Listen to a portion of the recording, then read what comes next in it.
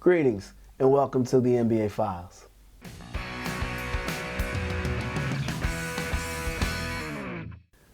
What's happening, everybody? Welcome to another edition of the NBA Files. Joining me, as always, is Associate Editor of the Liberty Ballers and co-host of the BS Line, Roy Burton. I'm Kwame Fisher-Jones, and we're going to jump right into it today. Let's do it. You know, I gave you a rundown. Draymond Green led our rundown. Yes. But he got pushed back. He got pushed back by the lovely Miss Ayesha Curry. You know, I'm just thoughts. How are you feeling? First of all, thoughts. There's just so many thoughts to have about Ayesha Curry, and of course, we're talking about Ayesha Curry due to the fact that she couldn't help herself after the end of Game 6 and went on Twitter and just kind of had a mini rant accusing the NBA of being rigged for money. Even though her husband is two-time MVP. Even though her husband's two-time MVP. Team won 73 games. Team won 73 games. Do you really want to question them? You probably, if it's rigged, you're really benefiting from the riggedness of the NBA. So, this is really loaded. I mean, we were talking before the show, like so many layers to it. Yeah, how you would approach this at home if you're Stephen Curry, and I don't know if I have the right answer. You know, and one of the things we both agree with it, as two married men, it's tough to explain to people who aren't married what Steph Curry is going through. Right. Because the census is, and there's a young man that works behind camera, he's not married. He's like, you just put your headphones on when she's talking. No. Not when you're married. No. And not when you're married to a black woman. And that's not any disrespect to any other culture out there. But every culture is different in the way they handle things and the way they approach things. And having extensive experience with black women, the one consistent thing is you ain't going to tell them what to do. Right. You know, so the guy that's thinking, well, at what point do you tell your wife to be quiet? Right. No, you can't. There is no point. No. There's no way in any shape or form he's going to tell her to be quiet. No. And there's my wife said, well, his mother will say something to her. Negative. My mother ain't going to go behind my back and say something to you. No. But no one can get that. And taking it on the court, it's breaking his focus. There's only one thing that can break a man's focus. It's in the Bible, Samson and Delilah. Right. Delilah broke Samson's focus. Right. You know, Adam and Eve. Right. Eve broke Adam's focus. Like, that breaks your focus. Women will break you every time. And I think and you think I'm being overzealous here, but I think it's going to cost them the NBA Finals. I think it could. I think it could. Okay. See, and this is a very interesting thing to see because we haven't seen Steph Curry in a situation where he has had to deal with this kind of adversity. We've seen other guys deal with adversity on the court, but again, this is everybody. This is everybody talking about your wife. It's like that ESPN scene, talking about your wife, radio hosts all across the country talking about your wife, and it's, oh, by the way, you have Game 7 of the NBA Finals coming up. It's like that scene in The Godfather. My home, my wife, my children. It's so many things. Like, there's no way he can go with this because people don't. And let me just. I'm going to take you into the home of Steph Curry at this point. Taking home of Steph Curry real quick. Bring it home. All right, so everybody's thinking, okay, so Steph needs to have a conversation with Ayesha. You're forgetting something. Ayesha's hearing everybody talking about Ayesha. Right. And she ain't happy. So Steph is going to hear how dare they talk about her house and the money she's made and the things, impact she's had on the NBA. Now, keep in mind, she ain't dribbled one ball. She ain't shot at one hoop, but it's hers. And so he has to listen to her vent. Right. So it's not about Steph being unhappy. Steph, who cares about you being she's unhappy. She's unhappy. And when she's unhappy, the house is unhappy. Was a happy wife, happy life? Happy life. Yeah, it don't go down like that. So instead of being able to focus on Game 7, the pinnacle of his professional career, the most pressure he's ever faced, he got to deal with her and her being in her feelings. Right. So this thing has got so many different levels to it, and he's not going to be able to shake it off. He's not. He's not. You know? I wish we had an analogy, but I can't think of one where a person has put their husband. I know Brenda Warner used to talk, when Kurt Warner was playing. Oh, but this is different. Same thing, This is totally different. I don't have an analogy for this situation. I have no idea how he's going to come out in Game 7. Then you have another layer that Stephen A. Smith threw in there. Yes. Could you imagine if this wasn't a light-skinned woman? Could you imagine if this was like Whoopi Goldberg? You know what I mean? Or Gabrielle Union, or someone fair-skinned? And it's an interesting topic. We'll jump on it. We'll take a quick break. We're going to talk just a little bit more about Ayesha Curry. Then I want to talk about Draymond Green and annoying players. NBA Files.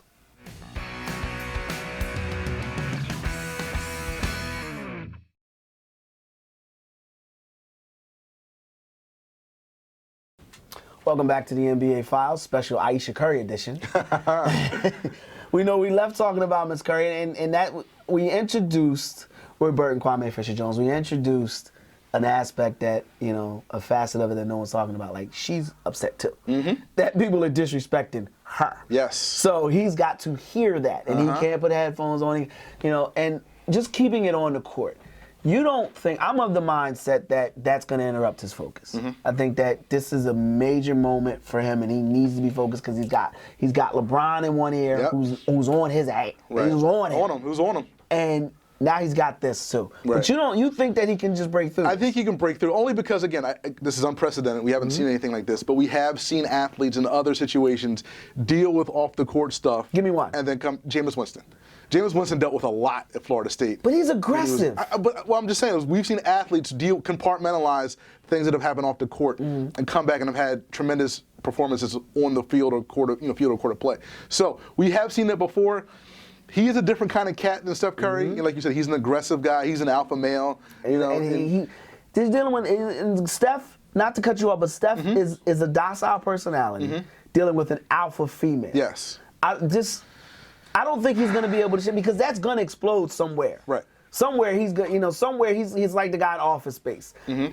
Somewhere somebody's going to take the stapler the last time he's going to blow up. Maybe it explodes on the court. Maybe he comes out like, you know what? Like this is my sanctuary. This is where I come out, and this is where I pull up from 35 like I normally do.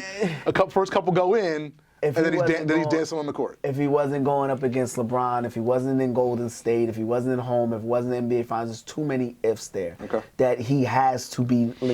Mike never went to a Game 7. Right. Because he treated Game 6 like it was Game 7. Exactly. We were talking about different athletes. Like, it would be different if he was aggressive. Like if like I said, Kobe, Vanessa would never do that. Right. You know what I mean? Right. Like you never heard Tim Duncan's wife. Right. Because they're aggressive males. Steph's not an aggressive person. Yeah. So I think this is I picked the Warriors. I picked the Cavs to win the series, and then I fell behind. And sometimes I get a little LeBron love, and I get blinded. It's natural, I love to do, but I don't know if he's going to be able to shake this off. And here's another thing, and I want to talk about. So you got the Miss Curry situation. Yes. But we also got Draymond Green's situation. Yeah. The Nutcracker. Yes. Well, it's a lot of non-basketball. A whole lot of non-basketball. And at some point it comes to an accommodative end. At some point it's going to have to come. At some point you got to pay the piper. You have to pay the piper, and you got to start again. You got to start putting your name. You're writing a lot of checks, man. Yes. At some point. Exactly. At some point, all right. You got to cash these checks, man. And at some point, when you go out there and say, "We would have won Game 5 if I was there," you show up for Game 6. You didn't win. you know? Like what? Like come on, man. Like you do a lot of talking. And you played a role in you not be. You use your own oppressor. You played a major role in you not playing. Right. So I look at. I'm thinking, and I'm gonna pose this question to you. Mm-hmm. Now I'm not gonna ask you who's gonna win. Okay. But do you think the cumulative effect of not just Ayesha Curry, not just Draymond Green, not just Steve Kerr, but those combined with the injuries to Bogut, the injury they're keeping him out, the injury to Iguodala that we're hearing is a pretty significant back injury that's getting worse. Right. Do you think those things will fester and rear its head in Game 7? I agree. Yeah, I think so. I think so. I think it's hard for it not to. Okay. There's just so much going on. I think it's hard for you can't compartmentalize and put all that stuff like Bogut matters. Like we saw in Game 6. He's the Bogut highest rated drafted player on the Warriors. Like Bogut not being there matters. That's why Tristan Thompson had 16 and 15 or something. Yeah. In Game 6. Dominant 16. Iguodala matters. Like you saw what happened. Like LeBron was basically unchecked for most of that game, and you see what happens when you have an unchecked LeBron. All this stuff matters, and cumulatively it'll build up, and that's a huge negative for the Warriors. I don't want to get your prediction yet. I kind of do, but I don't want to get your prediction yet because I want to ask you about LeBron, and I want to ask you if he wins, what does it say? If he loses, what does he say? And more importantly, the fact that he's here, what does it say? So before we go on a break, the fact that he got them, back-to-back 40-point games, he was called out his name. Yes. And I was offended. Right. What are we, 700 miles from Cleveland? Yeah, more than that. I was offended. I wanted to go ball. So LeBron, that happens, and right. LeBron, goes home, puts his head on his pillow. Was it Thermopure pillow? One pillow that shapes C. The cooling pillow. Yeah. And I think he got a little ticked off. All right, he had to. So when we come back, okay, I want to get your impressions of them getting here and if that played a role in that. NBA Files.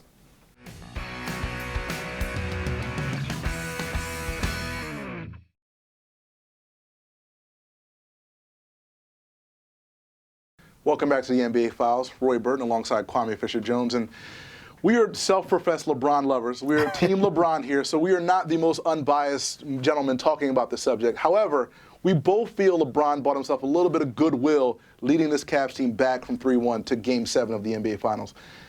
What's the headline if LeBron James pulls this off after two 41-point explosions in Games 5 and 6? If they pull this off and come back from 3-1, what's the headline in Cleveland? Crown me. Crown me. Okay. Crown me. I mean, okay. and you know the headline, the fact that they made it here, the headline should read LeBron delivers. Exactly. Like like LeBron's already done something again impressive, bringing the Cleveland Cavaliers to 2 straight NBA Finals. Sixers can't even win 30 damn games. Yeah. But Sixers can't even win 30 damn games. But you know, I want to go back. Okay. Draymond Green makes the comment to him, and for those who don't know.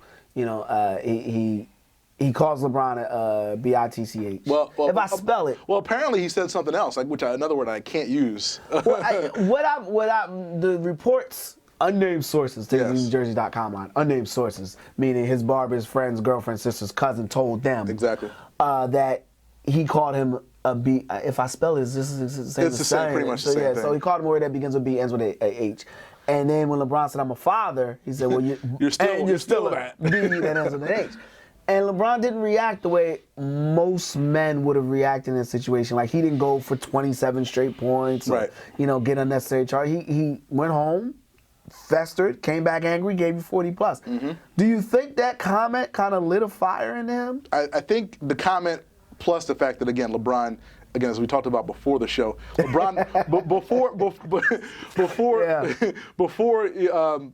LeBron doesn't he goes out on his sword every single time it's elimination game. So LeBron's like, you ain't gonna put that on me. You're not gonna put this on me. We saw before he left Cleveland the first time. Like you saw what he gave Boston before he left Cleveland the first time, and we saw in Game 6 he came back. Game 5 he came back 41, 16, and 7. As a lot of that's Draymond, but a little of that's LeBron. Like, yo, if you're gonna blame somebody, blame Kevin Love, all right? Blame those other guys wearing this uniform, not me. And now the fact that they've made it to Game 7, despite how we, all the different nuances we discussed, this is all that matters. This is all that matters. And going into Game 6, I said, this is LeBron's legacy right here. Yep. Because AI wins this game, and he's a second-tier level. Right. Kobe wins this game. He's that first tier. Shaq wins. Like, those players would have won that game in the NBA Finals. Correct. So you look at this now, Game 7, on the road. I can't call it. This is the hardest game to call. This is the hardest game to call. I mean, like Game 6, everything seemed to be in LeBron. Again, they were home. Again, like it seemed to be in LeBron's favor. You saw the momentum shift after Game 5. Game 6, you can understand LeBron and those guys winning. Game 7, I have no idea. Like, it's so hard. It's in Oakland. Golden State hasn't lost 3 games in a row all season. Yeah. All of a sudden, they're going to do it at the worst possible time. They're going to lose 2 of those 3 at home. I mean, I just don't. I don't. You can't. You want it. Like, it's like, okay, you say, well, you put your I'm the professional cap on, and if the Warriors will win, it'll be a close game. But then the Warriors can come out and blow them out. Right. You know what I mean? Blow them out third quarter is not even a game. Right. Or Cleveland could come out and blow them out, or it could be a close game. You don't have a feel for it because there's so much other things going on. What I will say is this: I don't think Steph Curry is the best player in the world. I agree. I think LeBron kind of put a nail into that, and I think that LeBron at this point is. I mean, he's in the series. He's first. I saw a statistic. He's first in rebounds, first in points, first in assists, first in block shots. Like he's steals, first. Everything.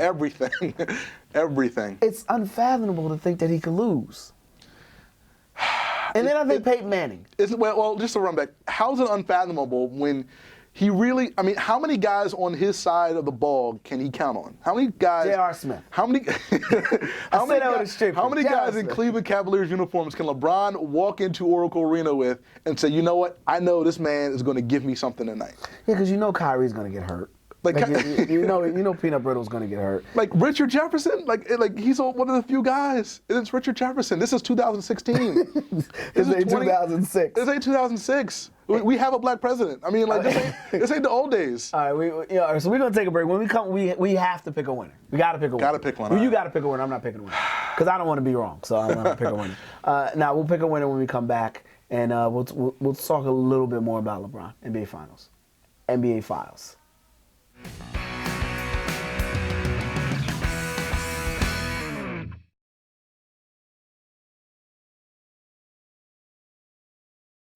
Welcome back to the NBA Files. Roy Burton, associate editor of the Liberty Ballers. Roy Burton, Kwame Fisher-Jones. Now we got to give a prediction for the NBA Finals Game 7. Do we have to? Yeah, we have to. All right. But I want to jump back. I want to have some conversation first about what we witnessed and the play that we witnessed, because there's been a lot of best evers and best in and best being thrown out. And I want to start with what we talked about previously with Draymond Green. Yes. And his antics. And there's this perception that what the things that he does helps this team win. Mm-hmm. And I disagree. You disagree? I 100% disagree. I'm not one of those people, 25%, because you can only give 100%. But I 100%, and here's why. I don't think that anybody appreciates that tomfoolery. No, I'm serious. Okay. And the name that comes to mind a lot is Dennis Rodman. Mm-hmm. People say, oh, well, Dennis Rodman did this. No, Dennis Rodman may have done some of those things. Right. But you know what else Dennis Rodman did? He had 41 rebounds. Like, he would go out and give you 41. He would play great on-the-ball defense. He would do basketball things. So, yeah, you would see him fall and tackle players, but they would be on the end of him blocking a shot. Right. Or denying ball. And exactly. With Draymond Green, you don't see any of that. I mean, Draymond Green, like, they're both undersized power forwards, both really good defenders. Rodman's a better defender than Draymond. Mm-hmm. I mean, let me tell America, Dennis Rodman is a better defender and rebounder than Draymond Green ever was and ever will be. Let's just put that out there right now. But I think there's a place for that, because there are guys who easily get rattled off their game, and Draymond Green is a guy who gets under people's skin. Give me two top-tier players who were rattled by that nonsense. Well, what I'm saying is there are guys who get rattled. Top-tier guys, I'm not sure. Okay. We've seen excellent guys over the years. Some of the best guys in the NBA, Jordan and Bird and Kobe, just get underneath guys' skin and just make them lose all sorts of confidence in their basketball ability. Mm-hmm. And so I think that there's value to that Draymond Green just being a menace, like that kind of stuff. I think that those guys are weak to begin with. And I don't like to use the word soft with players, because I think to play at a professional level and to get that level, there's nothing soft about you. Right. But I think mentally those guys are weak. Okay. So, it could be Draymond Green running the chipper chappers, but it also could be the guy put regular instead of premium in their gas tank and just threw them off, or their wife didn't put cheese. It could be any little thing. And then my life is over. Like, those dudes are going to be rattled no matter what they do. I don't think Draymond Green, kicking guys in their man parts multiple times. Yeah, it does anything other than want you to meet this dude outside in the parking lot. And I don't get why he wastes his time and energy doing it. Yeah, that's the one thing. He's a good enough player to where he doesn't have to do that. Yeah. Again, he's one of the better defenders in the NBA today. He could just be a great undersized power forward who scores 12 points a game, who rebounds nine times a game, who just gives guys fits physically, defensively. You don't need to hit guys, and you don't need to do it. And one of the questions I sent to you in the rundown was a guy that throughout history, that one of the guys that just annoyed you. And one of the people that I thought you were going to say, because I often call Draymond Green the Black Bill Laimbeer. Mm-hmm. But I felt like Bill Laimbeer was a really good basketball player. He was. And, people got caught up in some of the physical things that he did, but he was a really good basketball player, and it was all in the line of basketball. I think Draymond Green is kind of like Darrell Armstrong. He's not doing anything in the line of basketball. Mm-hmm. It's just, I'm gonna rub your booty because I think that will irk you. So you don't think him flailing his leg out is part of his natural layup motion? That's not. Come on, man. And he's kicking guys like he punched LeBron. And it's all right. A few years ago, Lance Stevenson blew in LeBron's ear, yeah. and that didn't work. Nah. You think you want to do something different? Like, it gets to a point where I just think that it's no room for it in basketball, and I'm glad they suspended it. And I don't think any of it works. Karl Malone and Sean Kemp lit Dennis Rodman up in the NBA Finals. But I think there are guys, and again, maybe not top-tier guys, but there are guys where Draymond Green stuff works against. Who gives a rat's behind if he can irk Bob Thornton? Like, who cares? Who cares if he can bother Kevin Love? Like, Kevin Love's going to be bothered by somebody anyway. But if you're the Golden State Warriors, and again, you're coming off of a title, and everybody's coming at you every night, you can win a couple games in February if you're getting in Jahlil Okafor's ear. All right? Oh man, if that's the dude you're going after, whatever. Victory's yours. If those are the guys you're going after, victory's yours. This is a good discussion. I want to get back into it, but we got to transition because we also want to talk about this best nonsense that we keep hearing, best and greatest stuff, NBA Finals.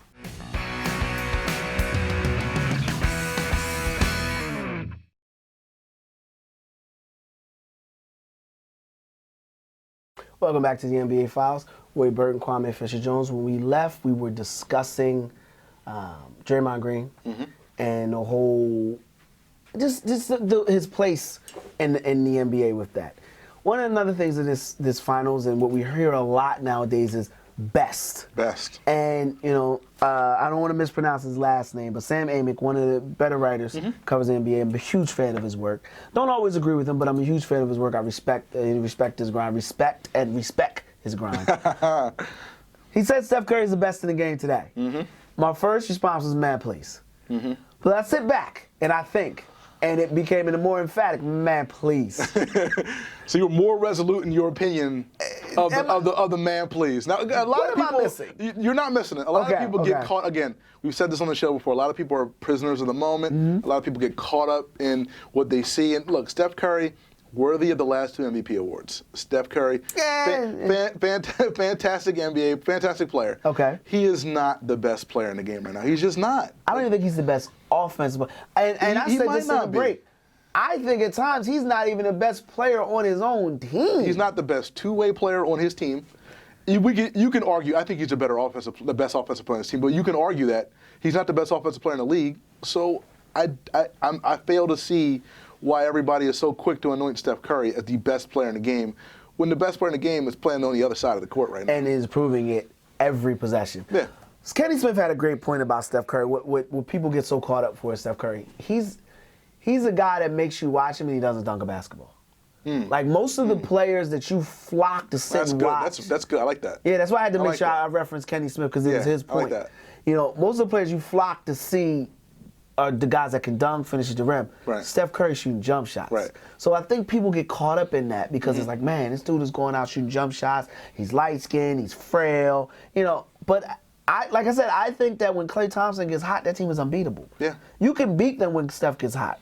But when Klay is on, there is nothing you can do. But like I said, I don't even think. I would take guys that I would take over Steph Curry just offensively. Oh, just offensive guys, better offensive players than Steph Curry. Obviously, Kevin Durant. Yes. Is number one on the list.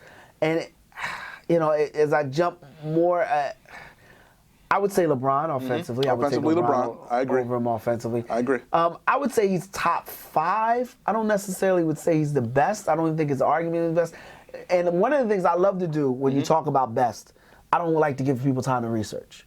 Who's the guys that come to mind? Because those are the guys. Those are guys. Those are the guys that you think of like, all right, they'll come to mind. Like I like when you think of players, Kawhi Leonard is better. Obviously, LeBron is better. I think that those are better players that instantly come to mind.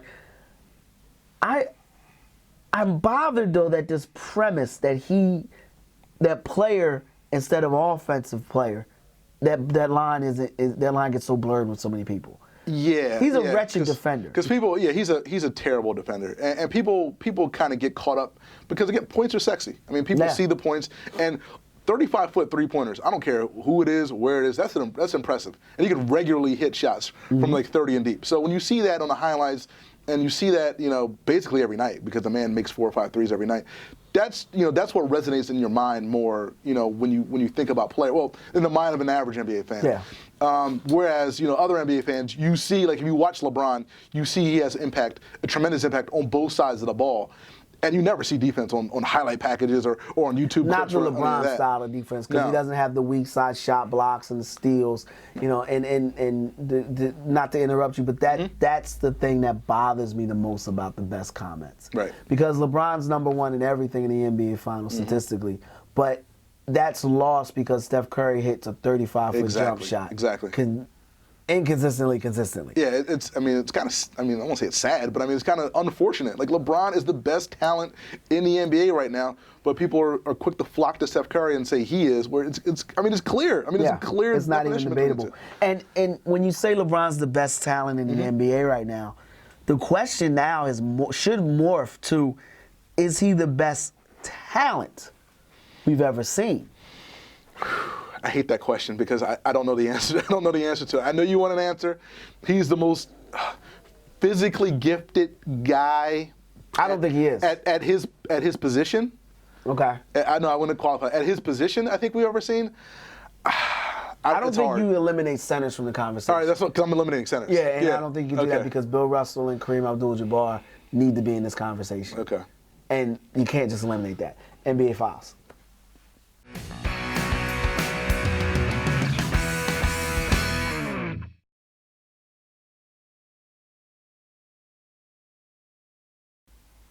Welcome back to the NBA Files. Kwame Fisher-Jones, joined as always by Roy Burton, and we were talking about LeBron James versus Bill Russell and Kareem Abdul-Jabbar. Great conversation. We'll pick it up another time. But we've got much more pressing things to discuss. We got an NBA draft coming on.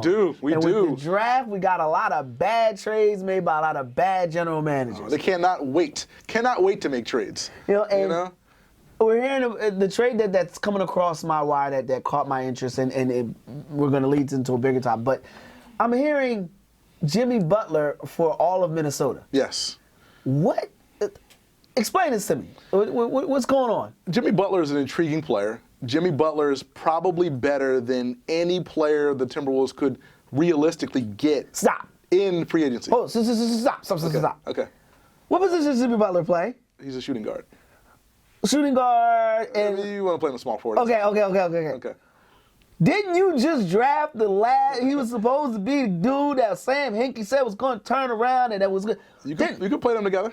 Oh, okay. You can play those guys together. But you're gonna trade for a guy that pretty much plays the same position. Well, that's the thing, because we've seen we've seen different sides of this trade. We've seen this trade with Andrew Wiggins involved, with Andrew Wiggins not involved. You don't trade Andrew Wiggins for Jimmy Butler. You just don't do it. Okay. You just don't do that. But you don't even talk about trading a franchise player. And I sat in the middle of this city and said Andrew Wiggins was not a franchise player and got roasted for it. Here we are, 3 years later, and the Timberwolves are talking about trading for Michael Jordan's love child. I cannot believe the Timberwolves would actually entertain an Andrew Wiggins trade. I can't.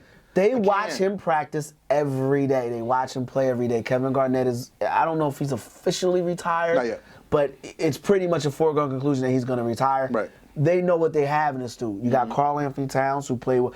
I'm always leery of the Sean Bradley effect. And the Sean Bradley effect is the rookie that puts up monster numbers the last 15 or so games of the season, because that's usually when teams check out. But I think Karl Anthony Towns is the real deal. He's a real deal. I missed out on him. I didn't think he was that good. Yeah. And I was wrong. But I knew it the moment I watched Andrew Wiggins. He didn't have. LeBron knew it. The moment you watch this dude, he's like, nah, he's a little too sweet. And I don't mean that in a disrespectful way, but he's too much. He's Jerry Stack. He doesn't have it. Yeah. How can you mortgage your future for Jimmy Butler or for any NBA player right now? Is there anybody that you would mortgage your future for? There are a handful of guys that I would mortgage my future for. I would mortgage my future for Steph Curry. Really? I would. He's still young enough. Interesting. Yeah, he's young enough. I would mortgage my future for Russell Westbrook.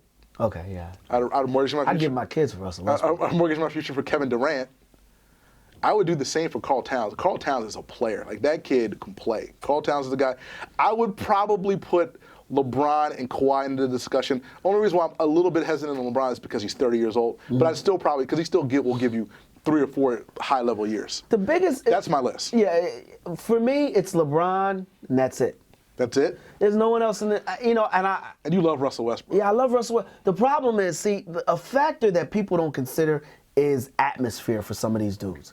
And Russell Westbrook was able to grow in OKC to the guy you see now. You take him and put him in Philly, he's going to socially combust around 11 dudes who can't play. So you're saying mortgage your future for this particular team? Mortgage my future for anybody. I was using Philly as an example. And I consider atmosphere. I think that Russell would thrive only in an atmosphere where every possession matters. So I have to take that in consideration. Kawhi's another guy. I think the quietness of San Antonio plays to his personality, which allows him to be great. I think LeBron is a guy you put anywhere, you're competing for an NBA title. I think some of those dudes are situational. Now, a guy that I teetered with, and you're going to think I'm crazy for this, and I'm glad we're coming up close to the break because I can get a minute to put my thoughts together. Yes. You know, when I say it, you're going to go, what? Oh, boy. Damian Lillard. Oh, he's a guy I'm on the fence with. Because I think you could drop Damian Lillard anywhere, even in Toronto, and mortgage your future. Yeah, look, the guy you have to, when you mortgage your future, you're talking about a guy that's going to come in instantly and say, this is my squad. Shut up. This is my parking spot. This is my squad. Think about that. Damian Lillard. NBA Files.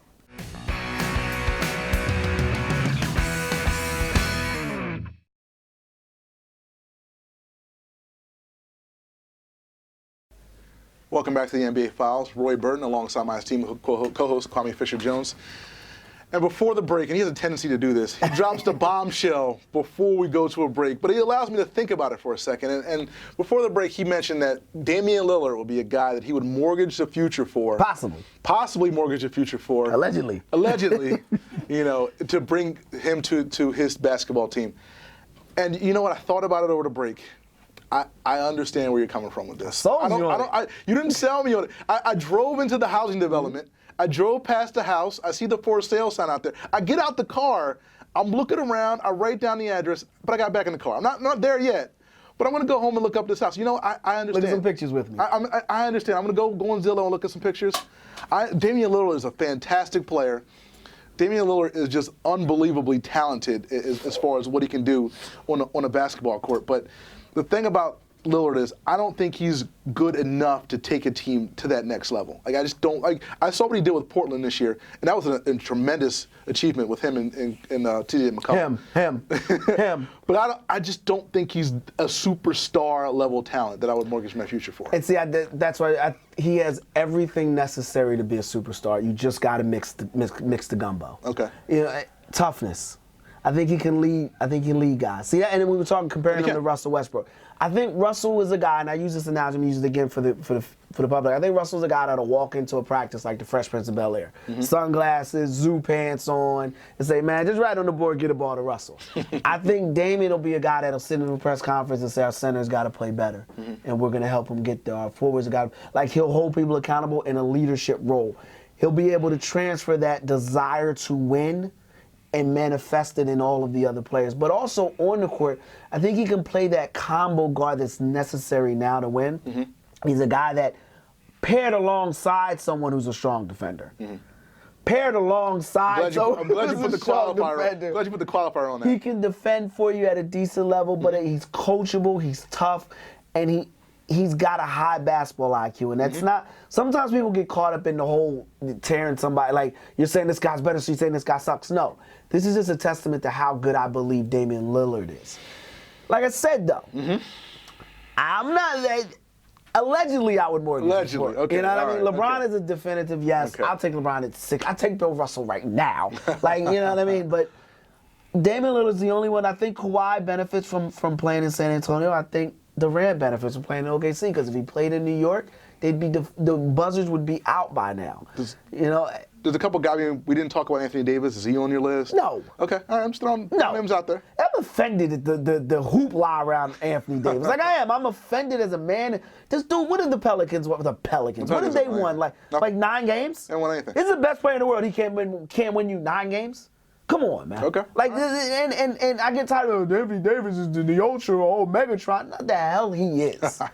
He's a cute ball player with a unibrow that plays on a team that's got decent talent that can't get them. He can't even get them to the hump to get over. Yeah. So no, he's not. He's not there. Okay. The list goes on and on and on. I don't think LaMarcus Aldridge is on that list. Oh, no, not at all. You know, I don't think Paul George is on that list. I don't think Dwayne Wade is on that list.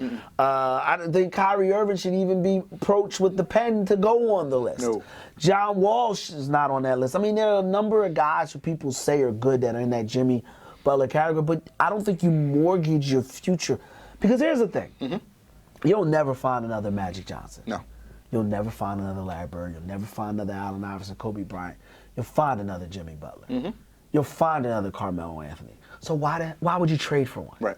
Why would you trade for Why one? would you mortgage your future for one? You know what I mean? And that's the thing. Like, you just drafted Andrew Wiggins, and I'm using the Timberwolves as kind of like a mask to the point that we're making. It's like, you know, if you're the Sixers, you're talking about giving away Okafor for the third pick. Why? Like, who's in that draft that you can't get next year? Yeah, you can't get done. You might not be able to get Jamal Murray. Like, seriously? Jamal Murray? I'm not gonna make the case for Jamal Murray. I mean, Okay, who are you making the case for? And you're right. You can get a Chris Dunn. You can get a Chris Dunn next year. I think you can get a Chris Dunn level this year. I think the whole Sixers trading one of their bigs, because apparently in some circles Noel has more value. Whatever. Trading Okafor for a top 3 or top 5 pick in this draft is mainly to clear the logjam you have at the 4s and 5s. Like, you have a lot of bigs. I think that's what it comes to. You're not going to get equal value for Jahlil Okafor, but you can get a guy who can help you out and clear your logjam at the big positions. I think quietly, too, I think Okafor wants out. And we've discussed this. Yeah. You know, you're much more responsible than me with going public with stuff like that. But something me thinks Okafor wants out. He wanted L.A. from the door. Which did Sam Hinkie, like, did he say, okay, I only want dudes that want to go to Los Angeles?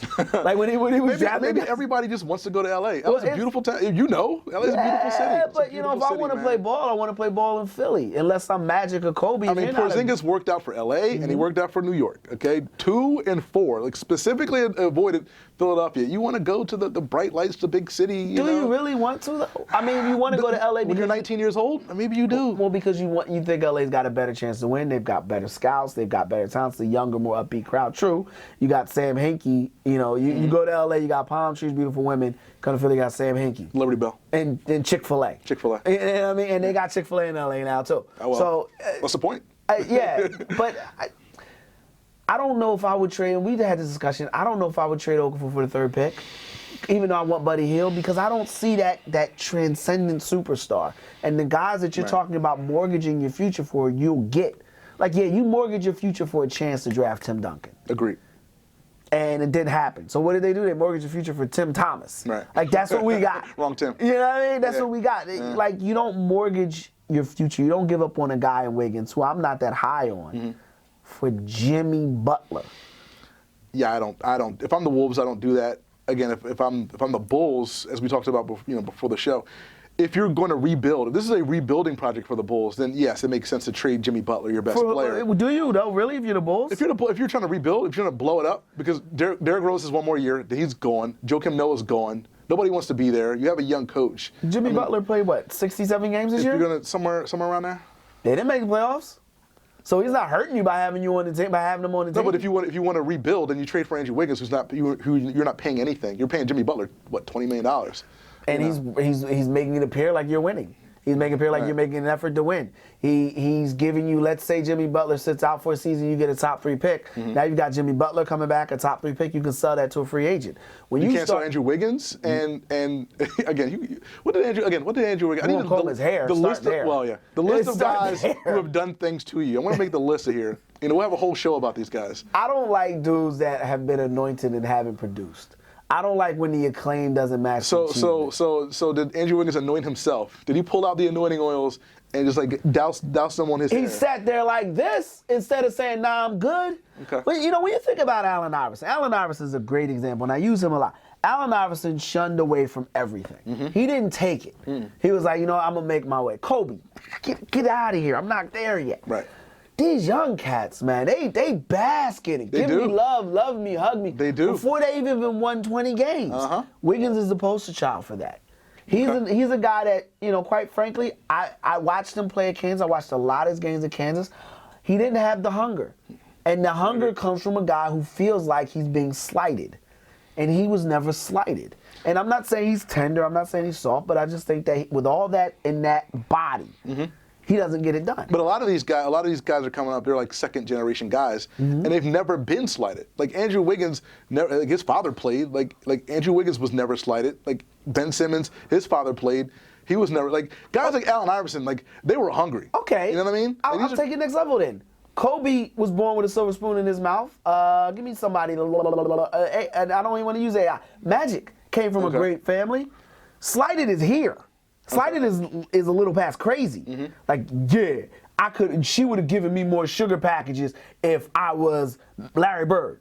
So I'm gonna play harder for that. You know what I mean? Okay. Those dudes don't have that in them. They were not wired that way. Right. And then they come out, they get a dunk, and guys give you fancy statistical analysis of why that dunk means they're the greatest of this generation. And it infuriates me. So yeah, that's my beef with Wiggins. That's my beef with a lot of these cats. But you know, going back to the point at hand. It doesn't mean that I'm giving you Wiggins for Jimmy Butler, or I'm giving you a guy of that level, or a guy that I just drafted 10 minutes ago in Okafor for the possibility to draft another guy. Like you're trading peas for carrots. So at some point you got to make your vegetables soup. At some point you got to stick with what you got. And that's the point I'm trying to make, and that's the point I think we both in agreement. I agree. You know, you draft these guys for a reason. Right. You stick with them. So now the Sixer segment's coming up. Okay. So now we're excited. Yes. NBA Files transfers over to 76er Files. We'll be right back.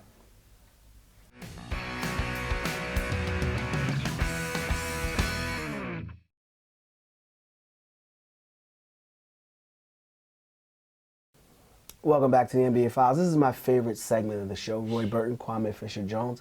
We get to talk exclusively Sixers. And Sixers are the number one. I get excited. I go flustered. Sixers are the number one pick in the draft. Yes. Anyway, they screw this up. They cannot screw up the number one pick in the draft. It will be Ben Simmons. Ben Simmons will be a Sixer. Has to be Ben Simmons. Will be Ben Simmons. They cannot screw this pick up. Now, whatever happens after the pick, in terms of trades and or free agency, that's part of the screw up. That's different. That's different. When you said this, we're talking about the number one pick. No. You, if I send you to the store with the list and I asked you to get me olives, yeah, you got me olives, but you got me purple olives, you screwed it up. So you got the number one pick. You got to be specific with it. Specifically. Yes. They've got the number one pick. They are in prime position to start the rebuild process. Rebuild starts now. This year. Is there any way they screw this up? There's a way, sure. I'm going to give faith to Brian Colangelo. I'm not going to give you an answer. I'm going to give them faith until they give me reason not to have faith in that. I don't have a problem with Colangelo. I know a lot of people do, and the lack of resume, it's alarming, or the lack of championship on the resume is alarming, but, the guy's an NBA lifer, much like Hinkie, but the difference is he's a guy that has a different eye. Hinkie proved he didn't have an eye for talent. Colangelo can draft talented guys. And he's got relationships. And, and he's an NBA. I have no problem with Colangelo, and I think he's put in a perfect situation. I don't think they screwed this up. I don't think so. I don't think Colangelo's going to trade anybody. If he does, it'll be a monster 52-player deal, and it'll bring back pretty much the equivalent of the guys he let go. I like the things that I'm hearing about the fact that they like this point guard, they like that guard, because that lets me know that they're looking for a guard, and they're not going the veteran route, which I'm fine with. So am I. I have my personal guys that I like, but I don't think they screwed this up at all. It's got to be Simmons. It's going to be Simmons. Will be Simmons. I don't give a rat's to he didn't want to work out for the Sixers. I wouldn't want to work out. You're going to draft me. Like, what's the point? You know what I mean? Like, you're going to go out with me. Why are you making me call you 17 times? Like, what's the point? We know where this is headed. Right. So, they did have dinner together. Simmons is working out. I don't think they screwed. I think they take the right guy. The bigger question for me is this, though. What's that? Once they draft Simmons, now they've got this dude overseas that may or may not come. Yes. They got this one dude that may or may not be ready to play. You know what I mean? They got Okafor who may or may not want to. Although, from what I'm hearing in North Carolina, Okafor looks good. He looks good. He looks good. And got his mind right, money right, ready for war, which I'm excited about. Nolan's Noel is doing what he does. Look, I don't think they screwed this up. I don't think they screwed this up at all. What I am excited about, though, is the fact that it looks like they're going to be back, and it looks like like they've got to give a maximum effort to screw this up. Like they've got to trade number 1 for 15, 20 picks. Right. You know what I mean? So I don't think they screwed this up, to answer my own question. And I think that this is the start of basketball coming back. It's back, man. Basketball's back in Philly. It's a beautiful thing. It's been a while. It's been a long time. It's like you're sitting across from the Easter Bunny, like you really exist. All right, so that's it for the NBA Files. For this segment of the NBA Files, for our viewers on Channel 22, make sure our viewers on Philly Cam stay tuned for another segment where we dump into more Sixers talk.